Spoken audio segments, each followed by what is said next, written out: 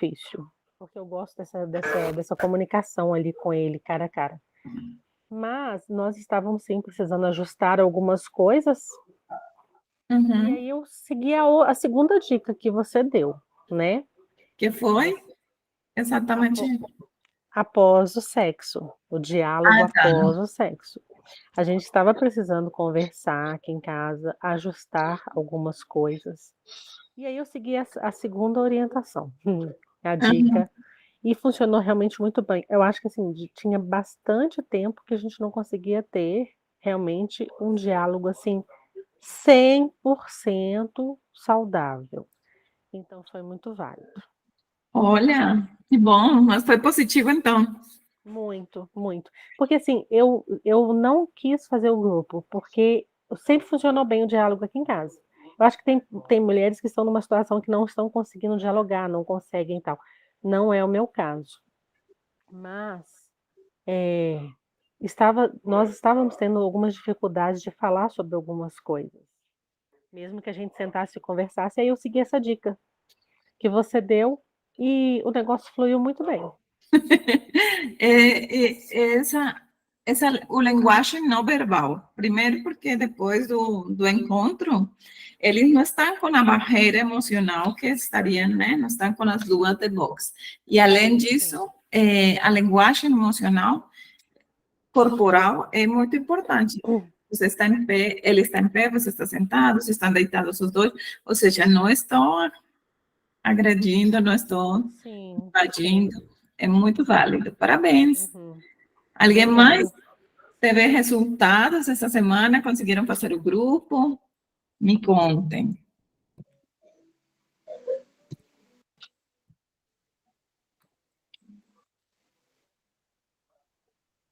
Marisa está... Não? Oi, eu não fiz o grupo.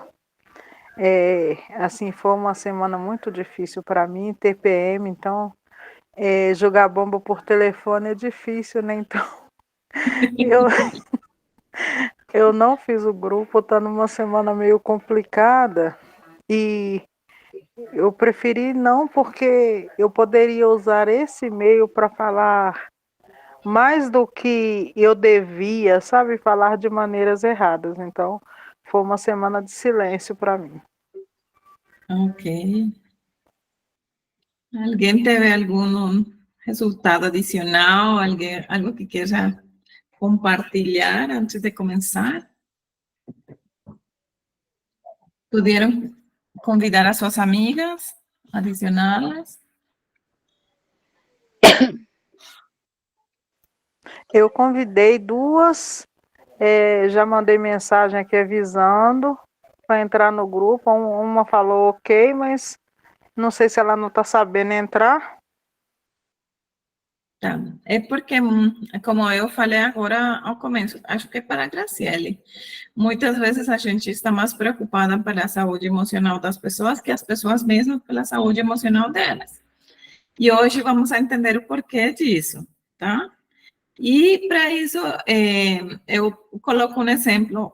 Alguém me falou, nossa, tem uma pessoa que gostaria muito, ela está passando por necessidade e tal. Como? Oi? Ah, alguém. E então, nesse momento,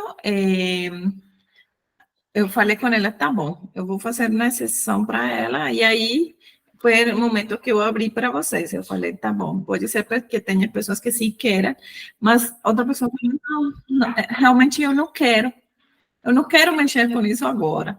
Então, eu falei, tá bom, é no momento em que a pessoa quer, né? Muitas vezes nós estamos mais preocupadas do que elas realmente, de fato, estão.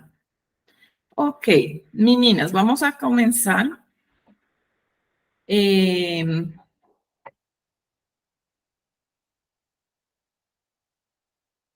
Ok, vamos a começar com nossa sessão de hoje.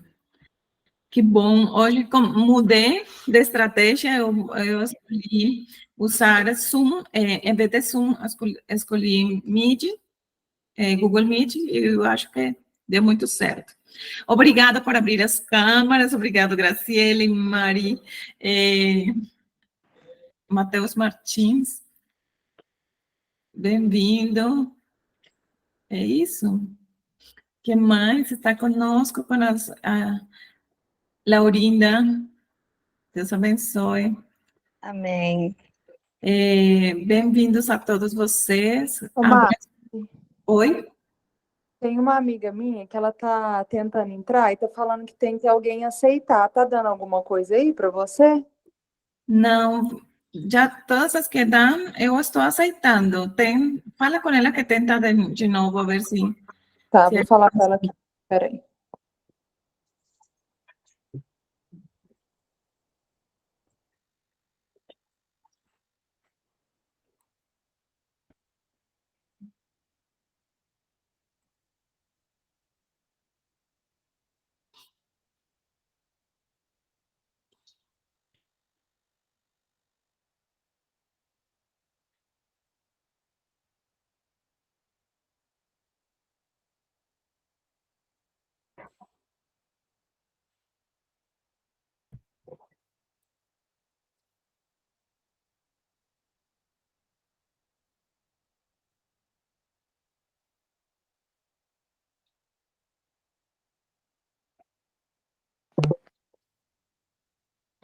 isso.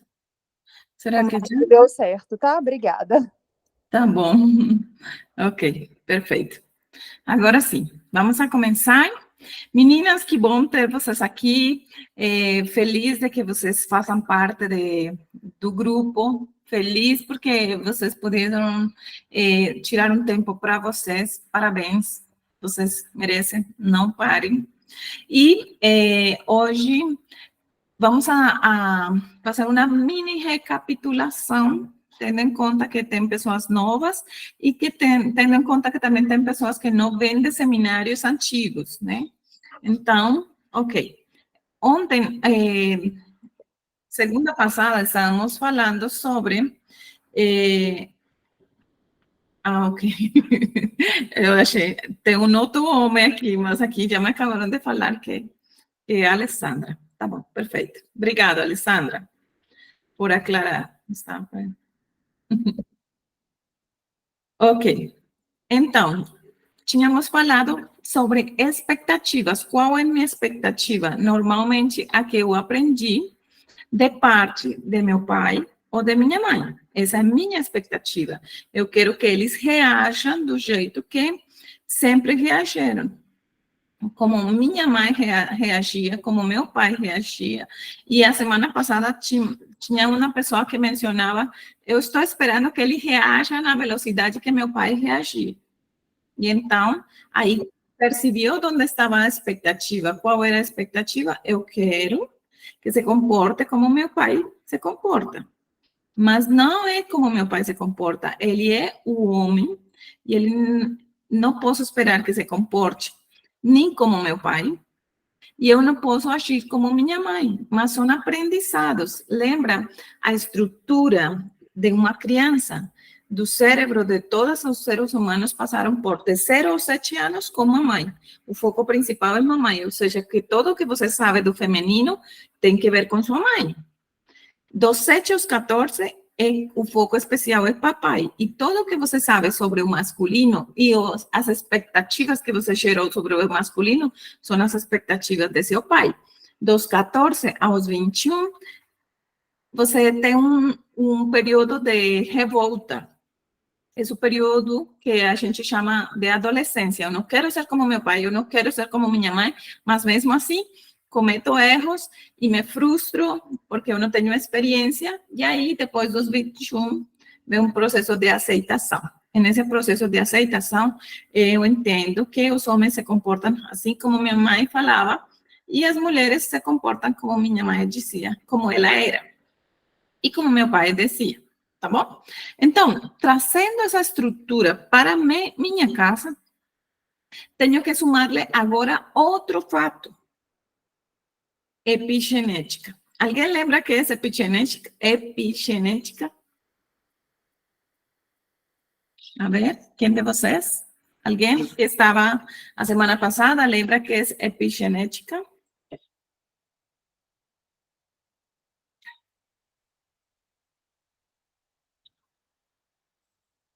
Nada? Meninas, tá muito caladas, nem no WhatsApp, nada, nem no chat. Não Epigenética. sei se eu vou saber explicar direito, mas o que eu entendi é que a genética é aquilo que a gente herda, né? Dos nossos pais biológicos. E epigenética é o convívio, aquilo que a gente aprende. Exatamente, obrigada, Daniela. Então, a genética é o que vem nos genes. Por exemplo, a cor dos olhos, a cor do cabelo, a cor da pele. Isso é genética.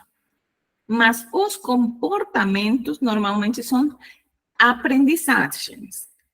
Foram aprendizagens durante a infância. Tanto que você caminha do mesmo jeito que seu pai. Você faz gestos, bicos, caras, tudo como sua mãe. Esses são aprendizados. E são aprendizados culturais. A primeira cultura que você aprende é com seus pais. Então, ok, eu trago uma aprendizagem muito forte com respeito à minha mãe e a meu pai. Basicamente, tem tudo a ver. Sua mãe e seu pai têm tudo a ver com você. Tudo. E eu quero, inconscientemente, repetir as histórias. Eu quero repetir novamente a história. Eu quero vivenciar de novo essa experiência que minha mãe vivenciou com meu pai. Eu quero viver em minha vida de maneira inconsciente para demonstrar que meu pai não era tão ruim assim. Então, e eu compito como mulher, termino competindo muito com minha mãe, ok? A epigenética é essa cultura. Eu aprendo com meus pais, eu aprendo com minha tia, meu tio e tal. Então, eu aprendo o quê? Por exemplo, eu sou uma estranha. Eu aprendi com meu pai, realmente eu sou uma estranha. Mas, além disso, a cultura que me rodeia, todos os homens são mulherengos, todos os homens são bêbados, todos os homens fumam, todos os homens têm mais de uma mulher. Então, percebem que a cultura também trouxe muita expectativa. Então, essa expectativa, agora, meu núcleo, minha família de origem, traz uma expectativa. A cultura me diz outra coisa. E aí, eu junto tudo para fazer um mix de fracassos, vamos dizer assim. E agora, eu junto tudo isso em uma vida, que é a minha, que está virada de cabeça para baixo. E eu falo, mas por quê? Se eu quero ser feliz. Então, se eu quero ser feliz, por que que eu não sou feliz? Ah, é que não tem homem bom. Se você, sua frase é porque não tem homens bons, é porque sua cultura e seu núcleo familiar te demonstraram isso, que não tem homem bom. Ah, todos os homens são mulherengos. Você aprendeu isso. E a cultura que está ao redor te mostra tudo isso. Tá bom? Então, são aprendizagens. E agora, essas aprendizagens nos afetam. Está tendo sentido para você? Tem sentido o que eu estou falando? Não? Como que vocês vivenciam isso? Me fala. Lembra-se que para mim é importantíssimo que vocês falem, porque na medida que vocês vão falando, eu vou colocando exemplos e ajudando vocês a crescerem nessa fase. Sim, tá dando para entender direitinho, viu? Ok. Então, quais são os aprendizados que você trouxe de sua família? Esses aprendizados que você repete todo o tempo, que repete, constantemente. E agora, Alessandra, pode falar.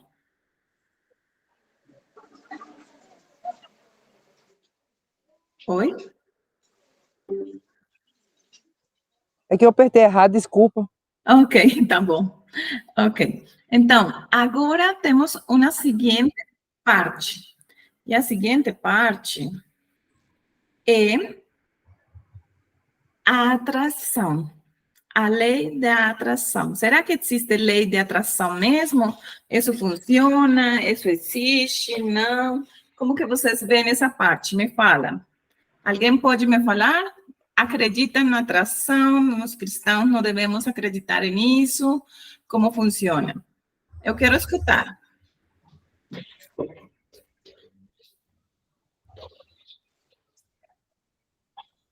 Eu acredito. Como funciona para você? Bom, é aquilo assim, eu acho que sinceramente o que mais funciona para mim é a forma negativa. Porque assim, a gente às vezes Não fica tão existe atração focado. da forma negativa? Assim, o exercício de colocar coisas positivas é mais difícil, mas assim, se você pensa muito, muito, muito no problema, se você teme, teme, teme muito uma coisa, aquilo acontece. Você fica repetindo pensamentos ali na sua mente em relação a uma coisa, aquilo vem até você. Isso é uma coisa que realmente acontece muito. Uhum, exatamente. E aí, alguém tem uma experiência, mesmo que não seja própria, de outra pessoa, que passa com as outras pessoas ou alguma coisa assim? Tem alguma ideia ou alguma coisa assim? Tem o de atrair o mesmo tipo de pessoa, né? O mesmo tipo de homem. Também tem muito isso, né? Isso, que bom! Agora eu estou gostando. Essa parte é muito importante. E eu vou mandar agora aí ao grupo 3 textos muito importantes. Um, ao grupo de WhatsApp. Se você pode olhar, dar uma olhada, seria bom. Se não, eu vou mostrar aqui diretamente. Ok. Vocês podem ler para mim, alguma de vocês, o texto que eu mandei? Eu mandei para todas aí no grupo. Eu não vi nem. Pode ler? Sim, pode, por favor. Atmosfera pessoal. Toda alma está circundada de uma atmosfera própria, que pode estar carregada do poder vivificante da fé, do ânimo, da esperança e perfumada com a fragrância do amor. Ou pode estar pesada e fria com as nuvens do descontentamento e egoísmo. Ou intoxicada com o contato mortal de um pecado acariciado. Pela atmosfera que nos envolve, toda pessoa com quem nos comunicamos é consciente ou inconscientemente afetada. Exato. Parábolas. Perfeito. Aí é importante, por quê? Que é importante aí? Olha, tem base científica, sim. Nossos corpos estão cheios de energia. Como sei que estão cheios de energia? Cheios de energia, porque quando eu olho o átomo, ele tem o centro, o núcleo. Nós estamos cheios de átomos, dentro do átomo está um núcleo, dentro do núcleo há ADN e energia. Quando falamos da bomba atômica, significa que o átomo é aberto e, de uma maneira controlada, tem uma explosão. Isso acontece porque não somos energia. Últimos conhecimentos científicos dizem que o cérebro pode se comunicar com outro cérebro, incluso antes de falar. E fizeram os experimentos com pessoas casadas. Os velhinhos que estão casados há muito tempo, normalmente eles não se falam. E eles sabem, se interpretam, se sentem. Eles sabem quando está mal, quando não está. Isso acontece com esse tipo de pessoas, né? Outros informações, não entendemos como funciona isso, né? Os cientistas estão entendendo como que funciona isso, como que funciona esse sexto sentido das mulheres, que quando veem uma pessoa, elas podem dizer, essa pessoa não é boa, não. Essa pessoa é má. Já aconteceu com você? Você falou, essa pessoa é do mal. Como que você funciona aí? Como que funciona isso para você detectar isso? A pessoa não falou. Tem pessoas que têm postura, né? Que se veem assim, tipo desleixados e tudo. E aí, você pode falar, não, esse é um mendigo, tal. Mas pode ser uma pessoa muito pulcra, muito bem vestida, muito limpa. E você fala, essa pessoa não. Tem uma comunicação não verbal que você percebe. Como que se percebe isso? A ciência ainda não entendeu. Mas as coisas que se estão levando a cabo agora é que a maioria cérebro, a energia do cérebro se conecta com a energia do outro cérebro e começam a se comunicar. Como? Não sabemos ainda. Isso não está 100% claro.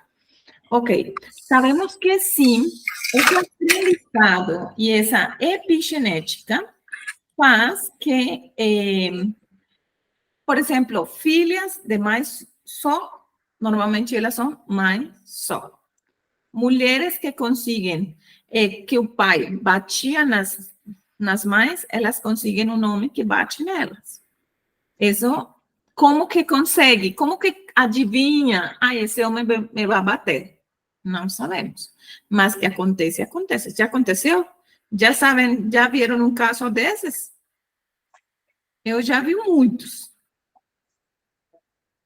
E não só isso. Tem casos. Tinha um caso de uma enfermeira. Ela arrumava cada homem. Já era enfermeira, né? Para cuidar dos outros. E as pessoas que têm trabalhos de cuidar de outras pessoas, como enfermeiras, profissionais da saúde, professoras, são pessoas que elas normalmente têm uma falência no cuidado. E aí é uma dica interessante. Elas têm uma falência de cuidado, por isso elas terminam cuidando. E essa falência normalmente está interligada à mamãe. Essa falência. E aí, voltando, aí esse era um parênteses, né? Mas aí, voltando ao caso da moça, ela era enfermeira, ela casa, e casa com um homem que é drogadicto. Depois, se separa, consegue um homem que é obeso, tem sobrepeso, e ela cuida dele para que ele não morra de morte súbita. Termina cuidando esse homem de sobrepeso. Ele está viciado, já não em drogas, sino está viciado em comida. E aí, ela deixa esse homem e consegue outro. Sempre é um pior que o outro, que ela tem que cuidar. Por quê? Porque a carência dela é que dela nunca cuidaram. Interessante. Por que atrai esse tipo de homens? Pelo aprendizado. Papai nunca estava em casa, mas papai era um bom homem. Esse não é presente em casa, mas é um mau homem. Aí ela precisa justificar a papai. E como que atrai essa pessoa? A gente não sabe exatamente, só sabemos que somos energia. Que Ellen White diz que temos uma atmosfera que nos rodeia e que pode influenciar positivo ou negativamente as pessoas. E a terceira coisa, a Bíblia fala, em Jó 3:25, diz, todo que temia veio sobre mim, o que receava aconteceu. Então, o que ele mais temia era que seus filhos fizessem alguma coisa e eles se perdessem. E os filhos foram e morreram repentinamente. Outro medo que ele tinha, quizás ficar sem nada. E ficou. Mas ele fala que isso era o que mais temia, e isso foi o que sobreveio. Outro texto importante, Provérbios 23, 7. Tem muitos na Bíblia, mas, por exemplo, porque como imagina em sua alma, assim ele é. Então, se eu imagino, todos os homens são vagabundos. Qual é o tipo de homem que vem para a sua vida? Um homem vagabundo. Ah, todos os homens traem, nenhum não presta. Qual é o tipo de homem que você atrai? O que não presta. Percebe? Como que isso acontece? Não sabemos, mas sabemos que você está atraindo. Por quê? Porque isso faz parte do seu aprendizado e esse é o tipo de homem que você escolhe. Escolhe tão assim que quando você falar com uma menina que está solteira, e vocês me vão falar se aconteceu com vocês ou aconteceu com alguém de sua família, algum amigo. Menina, tem um homem perfeito para você. É bom, trabalhador, tem casa, tem carro, tem dinheiro, tem isso, tem aquilo. Vai, confiada, recomendadíssimo. Aí a menina vai, o que acontece? Ai, sim, ele é lindo, mas eu gosto dele como um amigo. É quase um irmão para mim. Já aconteceu? É quase um irmão para mim. Você já viu as unhas dele? Os pés? As orelhas? Qualquer coisa é suficiente para você deixar de lado. Por quê? Este homem é muito bom e este homem não me serve para o que eu quero. O que quer? Justificar a meu pai. Então, se eu aceito um nome acima de meu pai, então eu não posso justificar a meu pai. Porque inconscientemente, lembra que eu falei que vocês têm um aprendizado arraigado e que precisam de justificar e revivenciar a história deles? Tem sentido? Me estão acompanhando? É loucura? Ok. Então, que tem a ver tudo isso com as expectativas? Que uma coisa é o que eu falo que eu quero, e outra muito diferente. Isso que meu cérebro foi programado para procurar e programado para voltar para casa. Como assim para voltar para casa? Agora, se este relacionamento é disfuncional, eu volto para revivenciar esse cuidado materno ou paterno para que eles tenham a chance de cuidar de mim como não cuidaram quando eu era criança. Então, por exemplo, para onde vai toda pessoa que se divorcia? Ou a maioria de pessoas que se divorciam, para onde que elas vão?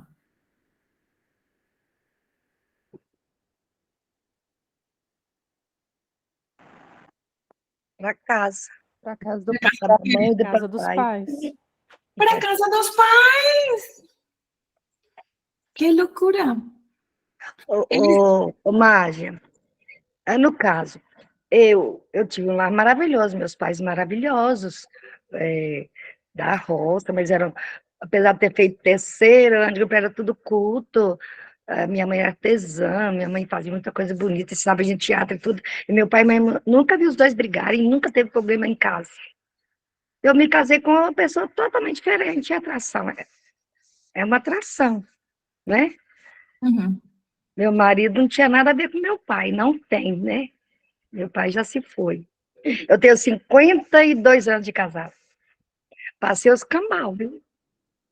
Totalmente diferente da minha família, do meu pai ou da minha mãe. Eu sou mais minha mãe, né? Eu pareço com meu pai. E aí? Ok. Eu já escutei todas as vezes as mulheres defendendo o pai. A mulher sempre defende o pai. Meu pai é incrível. Mente maravilhoso. É maravilhoso. Ele e minha mãe, todos dois. Ok. Deixa eu te explicar um pouquinho. Sempre o ser humano vai, sobretudo a mulher, vai tentar limpar o nome de papai. O que falavam de papai? O que faltava em papai? Ele dava conta 100% de sustentar a casa, por exemplo. Inconscientemente, para a menina, é claro, o homem deveria sustentar. Mas se ele não deu conta, eu preciso procurar outro que realmente não dê conta. Por quê? Porque, senão, eu estou falando, meu pai não foi capaz de dar conta de sustentar a casa. Jamais que vou falar isso, nunca. E eu já vi uma mulher que se escravizou uma filha e falou, meu pai não deu conta, mas eu vou dar conta de tudo o que minha mãe precisa para dar para ela. E deu tudo. Ou seja, assumiu o papel de seu pai para compensar o que papai faltava. Óbvio que não ia falar que era por papai, mas para isso ela tem que arrumar um nome que não presta para demonstrar, olha, meu pai trabalhava, só que não conseguia trazer suficiente para casa. Sim. Mas aí eu arrumo um nome pior para poder justificá-lo. E isso faz parte do aprendizado. Sim. A maioria de meninas, de mulheres, justificam seus pais. Por quê? Porque ele foi o primeiro amor. Então, como ele foi meu primeiro amor, eu preciso poupá-lo. A maioria de mulheres não fala em terapia que o problema é o pai. Sempre o problema é a mãe. Minha mãe não foi uma boa mãe, foi brava, foi isso, foi aquilo, me batia, tal. Mas não é capaz de falar que o pai fez alguma coisa. Por quê? Porque ela tenta a todo custo protegê-lo, tanto, e a forma mais fácil de proteger a papai é nem mencionando. Porque enquanto não menciono, ninguém vai perceber que ele tem alguma falha. E aí, isso faz que eu assuma um padrão de conduta que eu tenho que assumir padrões de homens maus.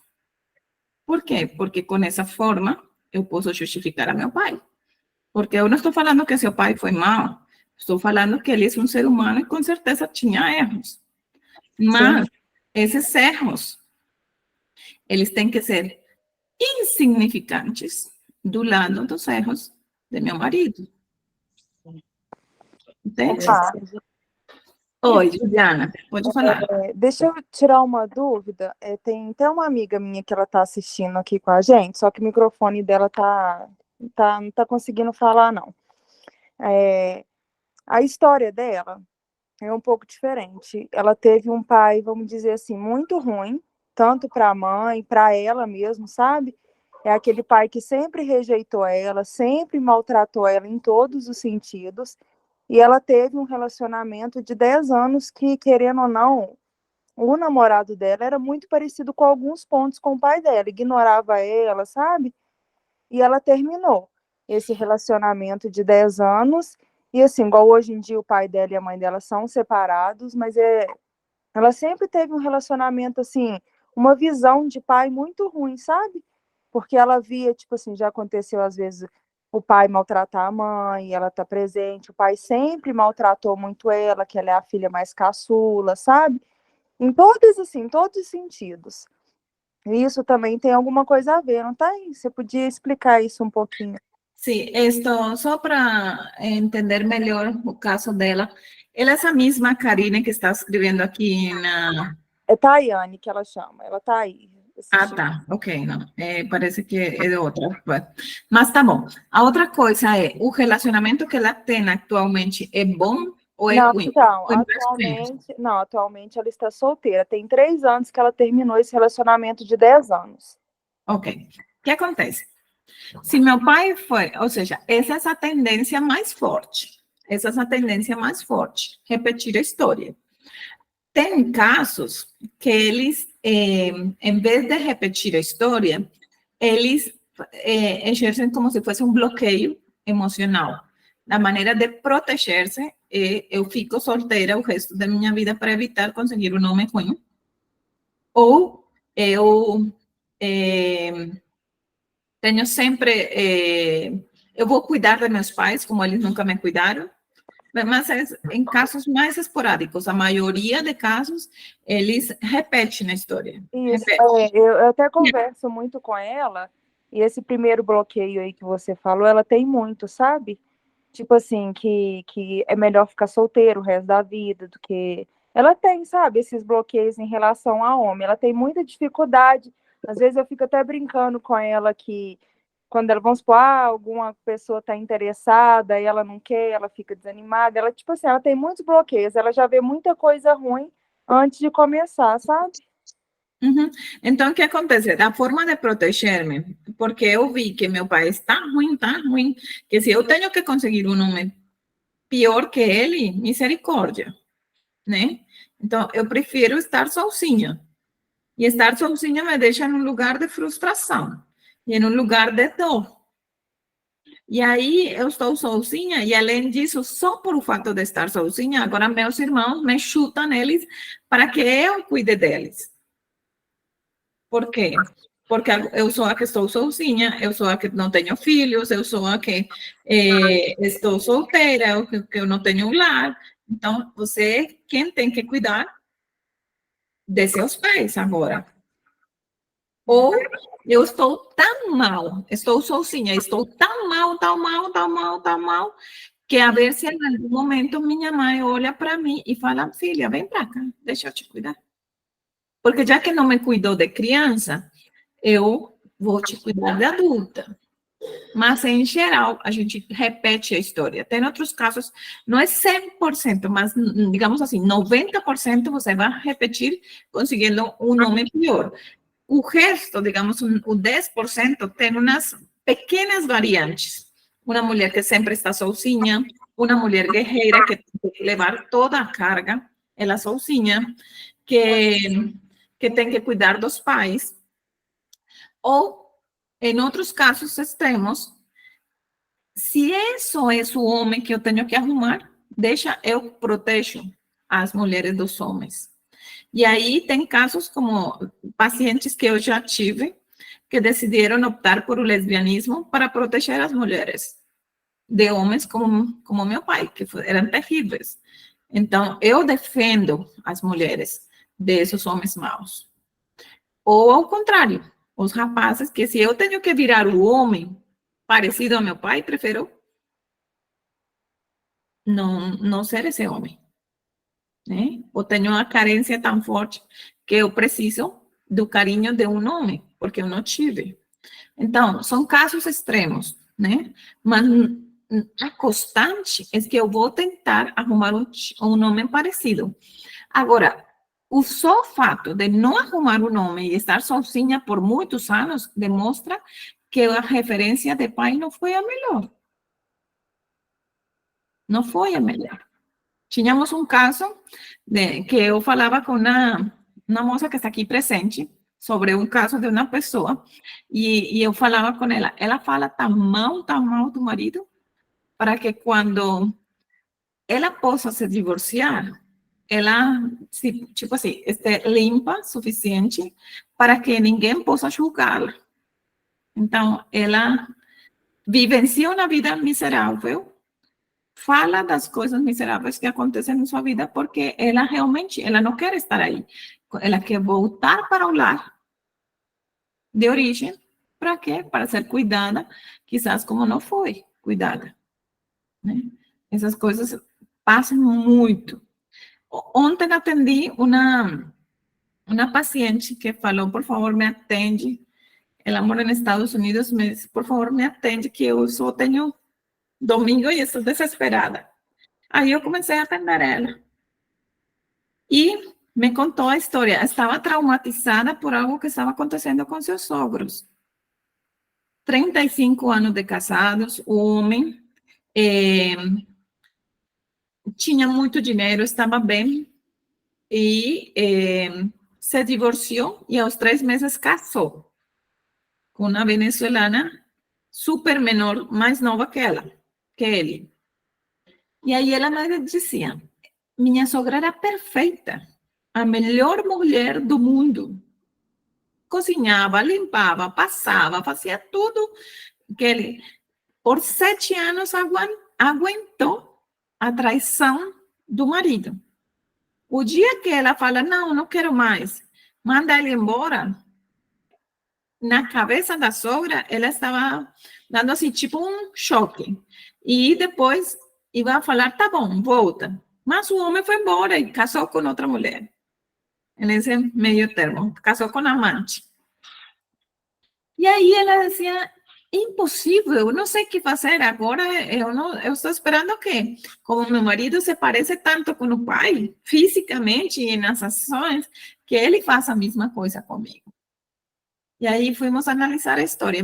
Eu falei, me conta a história de sua sogra. O que você sabe? Ah, não, dos pais dela.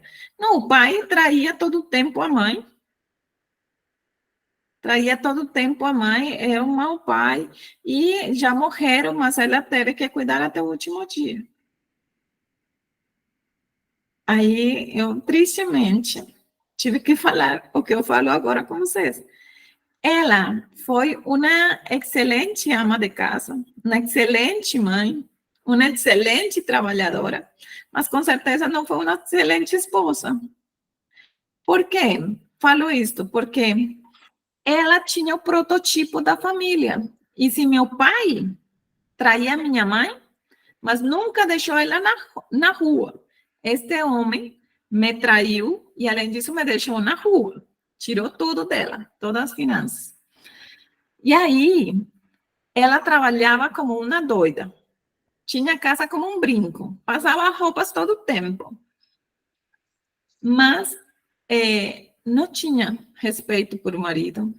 Não admirava o marido. Porque se você acha, e isso vem da parte epigenética, ou seja, qual é essa cultura que nos vende? Que uma mulher, para ser uma mulher incrível, tem que passar, cozinhar, lavar, cuidar da casa, trabalhar fora, trazer dinheiro, fazer de tudo. Essa é uma mulher incrível. Mas muitas vezes o marido não quer isso. Quer uma mulher que possa respeitá-lo, que possa admirá-lo. Porque para passar roupa pode pagar a uma pessoa, para cozinhar pode pagar a uma pessoa. Até para ter sexo pode pagar a uma pessoa. Mas alguém que o admire, isso é diferente. Isso não se compra. Concordam comigo? E a gente não é programada, nem ensinada, nem culturalmente, nem no lar de origem, a respeitar o marido. Por quê? Porque isso vai em contra da cultura. Muito provavelmente, sua mãe não fazia isso com seu pai. Sua mãe contava todas as penúrias para você, de quão ruim era seu pai. E você simplesmente agora está tentando arrumar um nome ruim para repetir a história e poder limpar o nome de seu pai. Mas com isso, cria expectativas que não existem. Eu sei que é muito forte o que estou falando. E ela falou, falando da paciente de ontem, exatamente isso. Minha sogra sempre o criticou, sempre falou mal dele, sempre falava de quanto atraía, sempre falava das coisas ruins dele. Não tinha uma vida íntima. Só passava, lavava e trabalhava como doida. E eu falei, ela trabalhava como doida, ficou sem nada hoje, e aparece outra menina mais nova que admira e fica com tudo. Por quê? Porque ela tirou a possibilidade de que ele investisse 100% em seu lar e que sustentasse tudo. Mas ela não podia aceitar isso. Por quê? Porque seu pai não fez. Louco, é louco. Eu sei que é louco. Mas acontece. Se você para pensar, antes de julgar e falar, comigo não, minha mãe não, meu pai não. Para e pensa. Será? Será que as expectativas que hoje te fazem sofrer é porque você está tentando tampar com um dedo o sol e falar, não, meu pai não foi esse, não. Minha mãe não foi essa, não. Quais são suas expectativas? Tem sentido? Não. Me fale aí. Não joguem tantas pedras assim, ao mesmo momento. E então, podemos avançar? Está entendido, Karina? Se entende? Fez sentido? Eu não respondi diretamente a sua pergunta, porque acho que estava relacionada com a da Juliana, era muito parecida. Estou sozinha há 9 anos, graças a Deus, por um marido, mas não sei por que ele não me atende. Aí, ao começo, você falou, eu não tive um pai e nenhuma mãe. Ambos nunca serviram de referência para mim.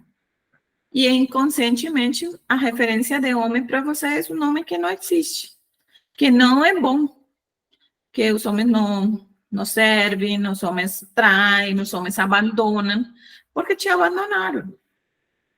E aí é muito difícil confiar. 9 anos sozinha é uma mulher que é difícil de confiar. É muito difícil, né?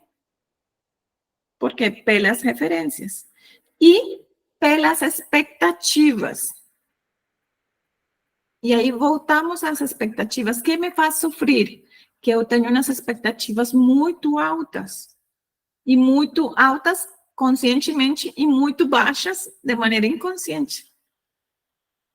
E então gera um conflito, porque ao mesmo tempo que eu quero, não quero. Porque eu quero um homem romântico, mas quando ele vem para me abraçar e me tocar,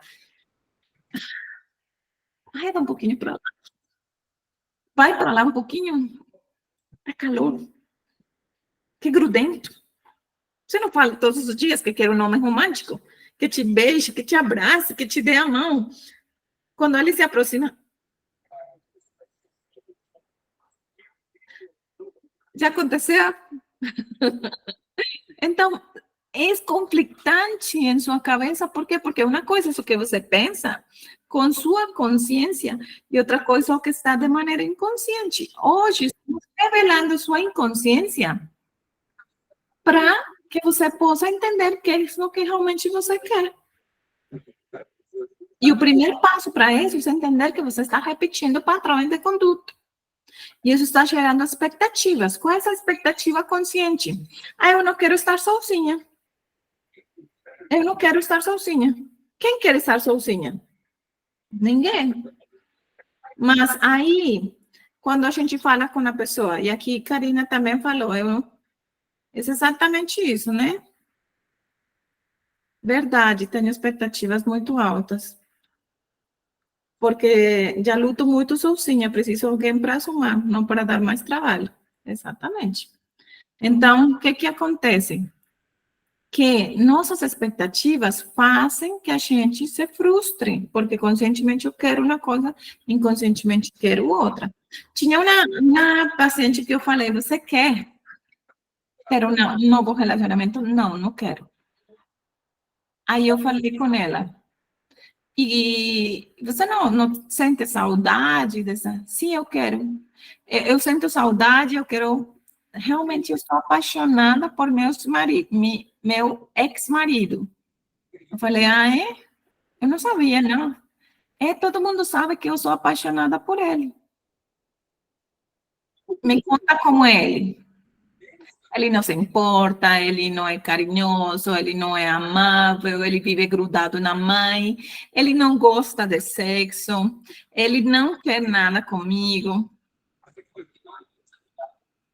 E quando a gente vai olhar para o pai dela, o pai nunca teve preferências por ela, sempre a tratou mal, com muita indiferença. Inconscientemente, ela quer um homem igualzinho ao pai. Mas conscientemente diz outra coisa. Que isso que você conscientemente diz, que inconscientemente está atuando diferente. E aí, me fala se tem sentido para vocês, como é escutar tudo isso para poder ir avançando um pouco mais. Na dor e a sensação que você tem hoje. Fale aí, por favor. Tem muito sentido e dá até medo de ter filho. Depois dos traumas que a gente pode passar para os nossos filhos e tudo que eles podem errar e tudo que a gente pode ensinar inconscientemente. Sim, mas aí o aprendizado que você tem que ter agora com seus filhos tem que ser consciente. Eu tenho 2 filhos, pré-adolescentes, e é um desafio todo o tempo, porque eu tenho que falar com eles, olha, tenho que mostrar conscientemente meus erros e os erros de meu marido para ele. Olha, mamãe e papai falham nisso e nisto. Agora, a escolha de vocês tem que ser isso, uma escolha. Não precisam repetir o padrão. Esta é essa forma de vocês lidarem.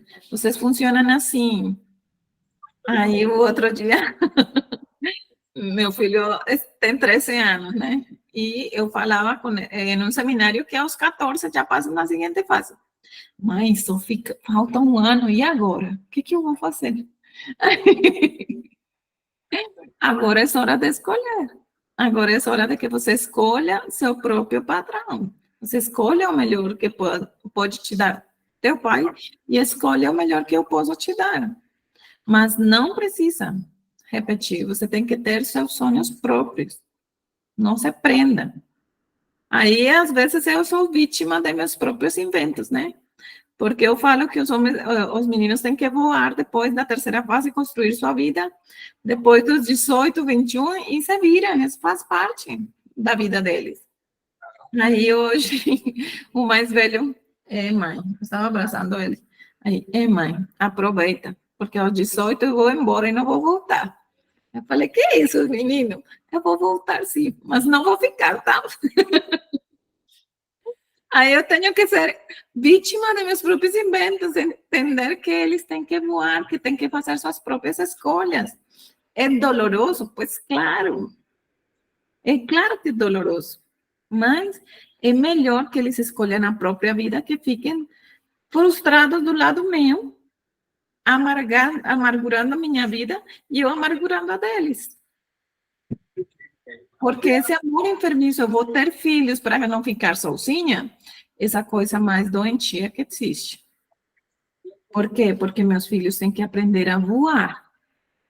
E se não voam, eles vão repetir o ciclo. Ou eu tenho um casamento ruim, muito ruim, e consequentemente, o que passa? Que como eu tenho um casamento ruim, agora meu filho tem que como suprir as faltas do marido. Então, meu marido não é carinhoso, não é amável, não sai comigo, não isso, não aquilo. Então, meu filho está preso, porque ele quer dar-me o carinho e amor que papai não deu. Então, o rapaz tem 30, 40 anos e não sai de casa. Nenhum relacionamento funciona para ele. E eu vivo repetindo o padrão. Faz sentido? Eu estou procurando umas perguntas que me fizeram no interno e me falaram, por favor, toca estes temas dentro da sessão de hoje. Elas têm, assim, um receio de falar aqui em público, mas se vocês quiserem abrir o microfone e opinar, por favor, seria muito bom, porque acrescentaria muito ao processo, tá? Aqui diz, a primeira pergunta que me fizeram. Eu acho que já respondi, mas vocês, se alguém quer abrir o microfone para explicar o que você entendeu com respeito a este caso, não significa que você é essa pessoa, senão que entendeu, tá? Ok. Que diz aqui, meu marido me trai e eu não consigo pôr limites. Se dependesse de mim, todo seria maravilhoso. Mas não depende de mim. O que vocês entenderam com respeito, ou que poderiam opinar para essa pessoa que está aqui no grupo, mas ela não tem coragem de abrir o caso para todos, ou seja, colocar o rosto, né? Aí e falar. O que vocês entenderiam? Como está funcionando a vida dela? Expliquem aí, vocês entenderam? Porque essa é uma forma de entender o que está passando, né? A ver? Alguém tem coragem? Eu já passei por uma situação assim, e fiquei 10 anos com ele. Nós tivemos um filho juntos, mas a solução foi eu largar tudo e deixar ele para trás e seguir minha vida. Essa foi a solução para mim. Não tinha jeito, não tinha conversa, não tinha nada que fazia ele agir diferente. E a mãe dele dizia que o pai era um ótimo pai. O pai dele foi um ótimo pai. Mas ela falava uma coisa para mim que me deixava chateada, que quando a gente namorava, ela falava assim: você pode trair a sua namorada, você não pode trair sua esposa. Aí eu vim a ser, né, a esposa dele, e ele continuou fazendo. Então foi meio que um erro que a mãe fez um caminho para ele trilhar ali, e ele continuou, né? E o único jeito foi sair fora. Graças a Deus saí, estou feliz, graças a Deus. Ok, obrigado, Graciele. Aí é uma coisa interessante. Acho que não respondeu minha pergunta, nem a pergunta da pessoa que está aqui, mas a Graciele falou algo muito interessante. Ela falava que pode trair a namorada, mas não pode trair a esposa. O pai dele traiu? O pai dele não traía a mãe dele. Mas na visão do filho, o pai fazia algo errado com a mãe? Não provia, era muito bravo, alguma coisa, você sabe? Não, era uma pessoa muito boa. Só que eu sei que eles passaram momentos difíceis de tipo assim, de estar desempregado e tal, mas o pai dava um jeito e resolvia tudo, e os dois mantinham a casa, né? Porque ela sempre me falava, quando ele morreu, ela falou para mim: Grazi, eu não tenho coragem de arranjar outra pessoa, porque nenhum vai ser bom igual o meu marido foi para mim. E eu falava assim: gente, eu queria conhecer um homem assim, porque o filho da senhora não é assim. Ok, e agora onde está o filho, esse marido? Onde está morando? O que está fazendo? Meu ex-marido, hoje em dia, ele mora na Bélgica, e ele tá lá, e depois que a gente se separou, depois de 3 meses, ele achou, ficou com uma pessoa, essa pessoa engravidou e mudou com ele para a Bélgica. E ele tá lá, e a gente tá aqui vivendo no Brasil, eu e meu filho sozinhos. Mas de vez em quando ele vem aqui para ver o filho e tal, fica um mês com ele, com os outros filhos, entendeu? É assim. Uhum. E você sabe se ele, não sabe mais da vida dele, se ele trai a essa outra pessoa ou não? Eu não sei. Assim, na minha cabeça, esse tipo de coisa é muito difícil de mudar, né? Sei lá, eu acho que isso não tem cura, não. É só se a pessoa se converter mesmo e pedir para Deus do fundo do coração, porque, né, eu acho que não tem outra coisa assim. E com relação a ele e ao meu pai, foi a mesma coisa. O meu pai e a minha mãe. Muito. Ou seja, você repetiu o padrão, né? No lado dele, como temos tão pouca informação, não podemos deduzir o que aconteceu. Mas uma das coisas é, se o amor da minha vida é minha mãe, por que se minha mãe não... Ou seja, porque se o amor da vida desse rapaz é a mãe, ele vai fazer tudo o possível para ser fiel à mãe e não fiel à mulher. Ele sempre será fiel à mãe, mas não à mulher. Ele sustentará a mãe, ele ajudará a mãe, ele será tudo para a mãe, mas não para a mulher. Porque ele assumiu essa mãe como dele, né? E possivelmente, quantos anos tinha quando ele morreu, quando o pai dele morreu? Era novo ou não? Já estavam casados. Ele tinha. A gente não estava junto ainda. Ele tinha. Não sei se era 20 anos por aí, quando o pai morreu. Uhum. E o pai foi um bom pai para ele? Foi um ótimo pai. Ele tinha muito orgulho do pai. Sim. A gente não tem todas as informações no caso dele, né? Mas pode ser por o fato de priorizar a mãe em vez de priorizar o casamento dele, que acontecia nesse tipo de coisas. Normalmente, ninguém pode servir a dois senhores, porque amará um e odiará o outro. E, normalmente, nesse caso, ele vai amar a sua mãe e odiar a sua mulher. Então, essa coisa está aí. Mas, em seu caso, você repetiu o padrão de conduta. E você tem que ser clara com seu filho, se seu filho falar, olha, o padrão de conduta de seu pai foi este, de meu pai foi este. Mas o seu, você é livre para escolher o melhor que você quiser. Você não precisa ser fiel a mim. Você precisa ser fiel à sua mulher, a mulher que você escolhe. Então, isso é muito importante. Romper esses padrões de conduta com isso. Mas, meninas, alguém pode me dizer como que podemos ajudar a esta menina a, vamos colocar-lhe o nome de A, menina que falou que o marido trai ela há mais de 7 anos e ela não consegue colocar limites. Se dependesse de mim, seria 1000 maravilhas. O que vocês entendem com essa frase? Vocês acham com o que aprenderam hoje? Que ela está certa, está errada? Como que vocês veem essa parte? Marge, Oi. eu entendo. Dá um tchau Primeiro para ele. ponto. Como?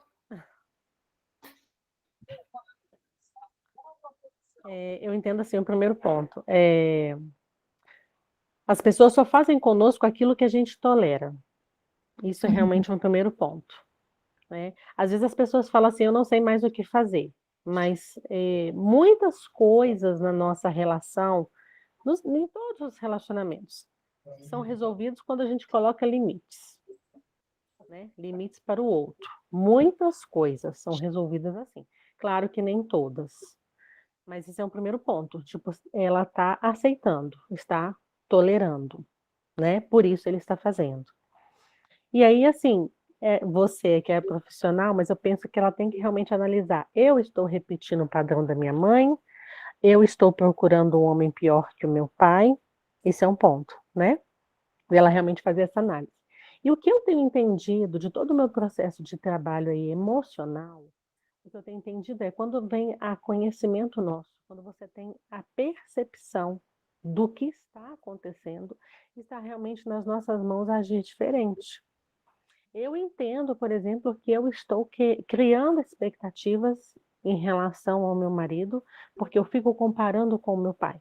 Então, já que isso é hoje consciente, todas as vezes que me vier algum pensamento, todas as vezes que acontecer alguma situação, que isso vier à tona, eu tenho que parar e falar, não, eu não sou mais uma criança, eu já sou adulta, eu não estou casada com meu pai, o meu marido chama-se tal, e ele não é igual.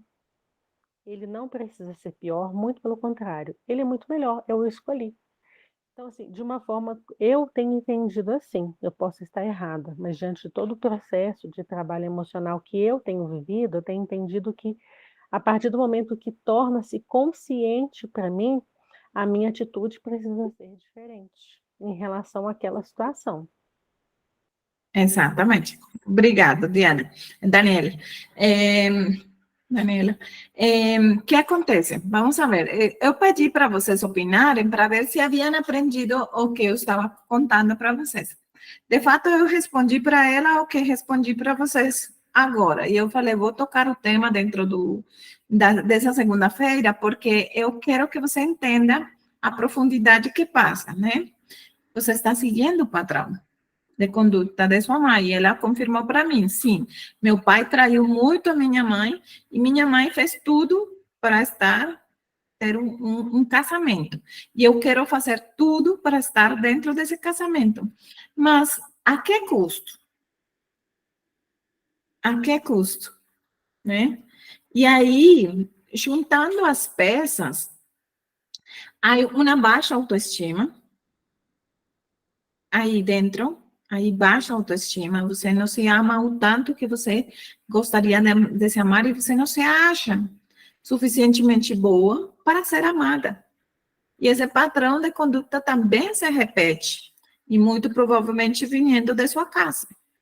Que você não foi a prioridade, você não se sentiu amada em seu lar de origem.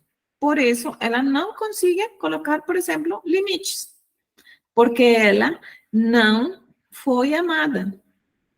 Ela não foi respeitada. Para ela não foi respeitado os limites. Então, é comum, é normal. E o que ela viu no lar de origem foi isso.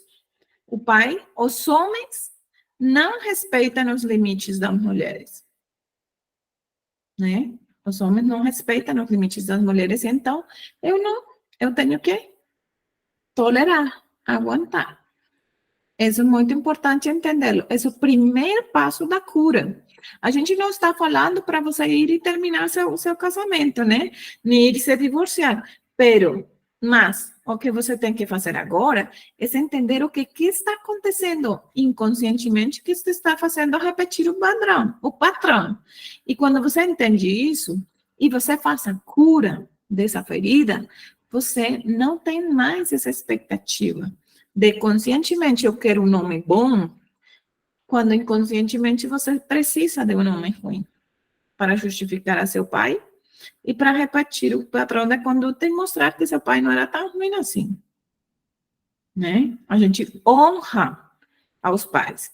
Não é idolatra a seus pais. Não é ame sem medida. Tem pais que não merecem ser amados pelas coisas que fizeram. Mas não somos nós que temos que julgar isso, né? E eu estou falando de casos que já aconteceram com pacientes que foram abusadas pelos próprios pais, com consciência da mãe. A mãe era consciente de que o pai abusava dela assim, não fazia nada. Então, é fácil amar a um pai assim? Mas Deus não está pedindo você ame a seu pai. Está pedindo honre. Honre. Pai, com a informação que você tinha, isso era o único que você poderia dar para minha mãe. Mas eu tenho outra informação. Eu não quero nem mereço isto mais. Eu posso escolher algo diferente. E isso, por isso é que a palavra de Deus diz, e conhecereis a verdade, e a verdade vos libertará. O primeiro passo era conhecer. O primeiro passo era entender, trazer a consciência de que você não precisa seguir repetindo a história. E possivelmente só falte colocar o limite para que ele tome uma decisão. Ou fica ou vai. Agora, a segunda coisa, você se focou em seus filhos para suprir a informação que faltou com respeito ao seu marido. E com isso, possivelmente, esteja podando seus filhos, para que eles não saiam e voem, porque eles se sentem culpados que o dia que eles saiam, mamãe fica sozinha, sofrendo.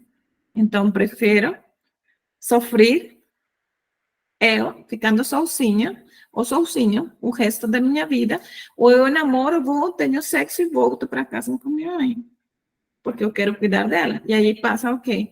A Graciela mencionou, que eu falava para ela, possivelmente esse menino casa emocionalmente com a mãe e com a outra simplesmente é sexo, simplesmente é a outra, né? Mas o coração está preso à mamãe, porque eu quero que ela não sofra. Ou seja, minha mãe sofreu, eu sofri e, consequentemente, meus filhos sofrem e repetem. Pecado generacional vai até a terceira e quarta geração daqueles que me aborrecem. Mas eu faço misericórdias por 1000 gerações daqueles que me amam e guardam meus mandamentos. Êxodo 20. Então, você tem a capacidade, através desse seminário, de entender que não preciso repetir os padrões. Que não preciso. A gente vai, ao longo do seminário, entender um pouquinho mais. Fez sentido? Sim? Faz sentido? Ok. Tem outra pergunta de outra menina aqui do grupo. Diz, tenho dificuldades para tomar decisões. Sento e vejo que não combinam essas decisões que eu tomo comigo. Mas, continua aí. que vocês acham que poderia estar acontecendo com essa pessoa? Tenho dificuldades para tomar decisões. Eu sinto e vejo que as coisas que acontecem não combinam com o que eu quero. Mas ela continua fazendo parte desse lugar. O que vocês acham que pode estar acontecendo aí?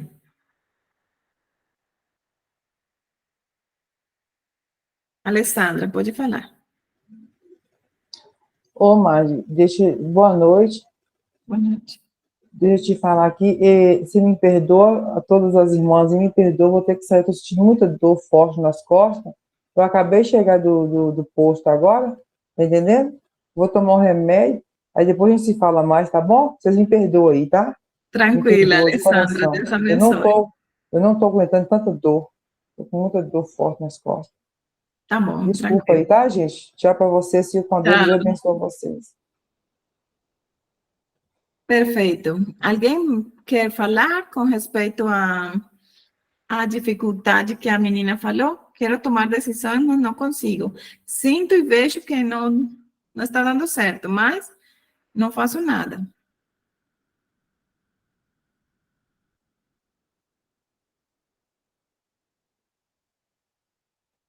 Será que ela continua fazendo o que ela não quer, porque ela quer ser aceita? E aí isso, em outras palavras, se traduz como culpa. Ela se sente culpada por alguma razão. Talvez se ela sai do lugar, quem que a julga? Alguém está julgando ela por ela sair do lugar. E o peso do juízo é maior que simplesmente sair. Ela sabe que deveria sair do lugar. Ela vê que não está fazendo bem para ela. Ela sente que não está fazendo bem para ela, mas ela não consegue sair. Por quê? Porque tem dependência emocional ou culpa. Dependência emocional é eu preciso da aprovação de outra pessoa para me movimentar. E aí, expectativas, não tanto dela para outra pessoa, sino das outras pessoas sobre ela. Você não pode sair, seria uma má filha. Então, as outras pessoas colocam expectativas sobre mim. A outra coisa, se você deixa ser homem, você é uma má mulher. Se na família nunca teve uma mulher que deixou o homem, as mulheres aguentam, você pode aguentar. Ou seja, quais são as expectativas que estão colocando sobre você para você continuar no lugar? Ou, ao contrário, eu estou sozinha, mas eu cuido de meus pais até hoje. Então, as pessoas trazem uma expectativa sobre mim que eu não posso sair. E para que vai casar agora, que já tem 40? Melhor não casem. Já tem 50, não, para quê? Deixa esse homem. Então, o que é isso que estão falando sobre você? E agora não é a expectativa que você tem sobre outras pessoas, sino que outras pessoas têm sobre você. E a mesma função que tem a epigenética, da cultura, que envolve você para criar alternativas, expectativas sobre outras pessoas, as outras pessoas também têm sobre você.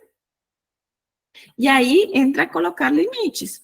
Eu tenho que dizer, olha, eu não posso, eu não quero, eu não vou. Que não é fácil, dói muito. Muito, quando a gente não está acostumado a colocar limites, dói muito. Tem sentido? Sim? Então, hoje aprendemos que a gente está repetindo padrões e que esses padrões geram as expectativas. E aí, tem coisas muito interessantes que acontecem de maneira inconsciente. E essas coisas interessantes são que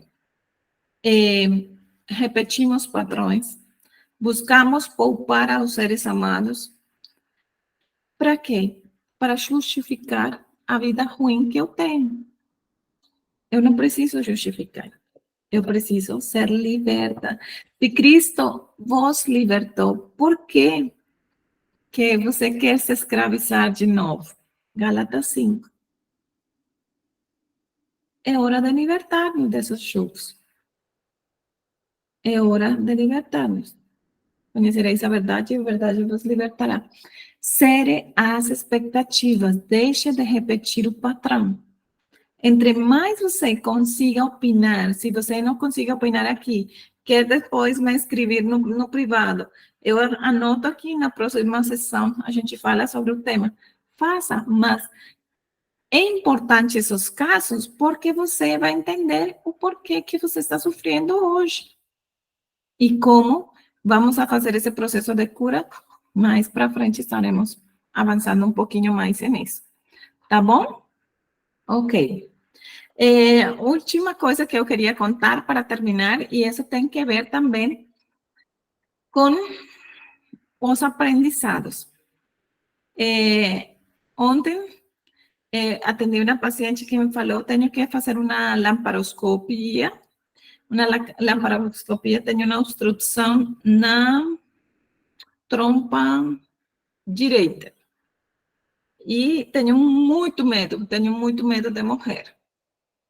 Você me ajuda? Ela sabe que eu tenho um estudo sobre como as doenças físicas são somatizadas por emoções, né? Então, eu queria dar assim um spoiler sobre essa partezinha que é importantíssimo. Então, a parte reprodutora feminina tem que ver, quando adoece, é que eu me quero proteger dos homens. E o lado direito tem que ver exatamente com isso. Estou protegendo-me de um homem. E aí, eu falava, mas o que está acontecendo? Por quê? E tal. E ela se sente pressionada para ter um filho. E não sabe como lidar, porque ela tem medo de que esse homem a abandone e ela fique sozinha, assim como sua mãe ficou sozinha com ela, bebê. E ela falou comigo, eu quero entender porque eu tenho tanto medo às cirurgias. E quando a gente foi a entender por que ela tem medo nas cirurgias, ela entendeu que quando era bebê, o pai dela sempre queria matar a mãe, esfaqueá-la. E então, cada vez que o pai chegava em casa, a mãe se escondia no guarda-roupa, saía correndo com a bebê no colo, e era todos os dias assim. Chegava o pai, ela saía correndo com a bebê e o pai detrás com uma faca para esfaqueá-las. E aí, agora ela está apresentando um medo terrível para fazer uma cirurgia, que tem que ver com uma faca e que tem que ver com a integridade dela, integridade feminina dela. Quando ela entendeu, eu falei, caramba, é sério? E entendeu que o medo não era exatamente dela, era um medo que a mãe tinha transferido para ela. Era a mãe que tinha transferido esse medo nela. E ela tem pavor de cirurgias, que estão envolvidas com integridade física e uma faca. Interessante como a gente repete padrões. Hoje ela está fazendo cirurgia, postou um vídeo e falou, estou indo tranquila, estou indo em paz e tal, porque é uma lamparoscopia, é uma coisa muito simples, mas estou indo. Então, tudo isso para dizer, você não precisa repetir o padrão de conduta. Você não precisa, que era o que eu falava com ela, você não precisa sair correndo do masculino. Ninguém te está esfaqueando agora. Ninguém te está esfaqueando. Era um medo aprendido. E seu marido não tem que ser igual. Agora você pode escolher como ele é. E se ele é bom ou não. Eu te trouxe um caso extremo. E aí, não sei. Considera que pode zerar expectativas, entender o padrão de conduta que se está repetindo em sua vida. É hora de rever nossas expectativas e é hora de zerá-las, tá bom? Como tarefa para esta semana, eu quero que vocês procurem no histórico quais são as expectativas que estão trazendo sobre você e que se estão repetindo, tá? E se você tem medo, vergonha de falar, manda no privado para que eu possa ajudar um pouquinho mais a vocês e a todas as que estiveram hoje presentes, tá bom? Espero que tenham gostado do nosso encontro. Foi claro, ajudou, foi bom? Me fala aí. Marge, só repete aí. Então, é para eu procurar no meu histórico uma lista de expectativas que eu mesma estou colocando sobre mim Sim, e que é repetição de padrão? sim, É isso? exatamente.